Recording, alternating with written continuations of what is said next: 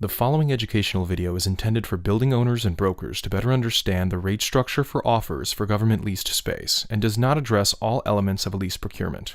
For more comprehensive information, refer to GSA's Leasing Desk Guide, the Request for Lease Proposals package, and lease documents for the project you are interested in pursuing. Let's take a look at how to develop the shell rent component of the fully serviced rental rate for your GSA offer. The Construction Standards and Shell Requirements section of the lease documents define the building's shell standards and requirements. Pricing should include all shell requirements that are established in the Request for Lease Proposals and lease documents. You, as the offeror, must provide complete, firm pricing. You have the opportunity to adjust or step your rental rate to account for increased risk or market fluctuations over the term of the lease. Keep in mind that if your building does not meet the minimal shell requirements at the time of the award, you may still be awarded with the lease as long as you understand that those building improvements must be completed by the lessor at the lessor's expense after lease award.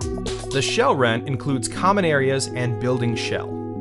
Shell requirements in common areas accessible to the government are the sole cost of the landlord and include lobbies, stairwells, elevators, garages, service areas, restrooms, mechanical rooms, and handicap accessibility. Shell requirements within the tenant space include but are not limited to lighting, finished ceiling, HVAC, fire and life safety, drinking fountains, level subflooring, demising, and exterior walls. For the first four items, lighting, finished ceiling, HVAC, and fire and life safety, shell rent covers the cost of these as an open layout.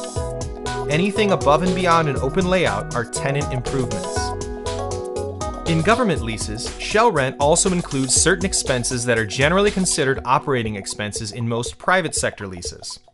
Miscellaneous shell rent components associated with a fully serviced GSA lease include insurance, taxes, property financing exclusive of TIs and BSAC, property management, profit, loan financing, reserve costs, lease commission and management, and reserves for replacement.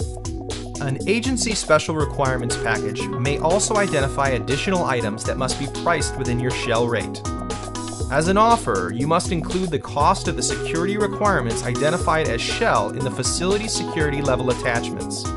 See the building-specific amortized capital video for more detail. If parking is required under a lease for government vehicle, do not price this cost in the shell. A separate rate will be required. No costs associated with the building shell shall be included in the operating rent, tenant improvement pricing, or building-specific amortized capital. For more information on specific requirements, reach out to your regional GSA representatives. To explore other rate components, check out the other videos in this series.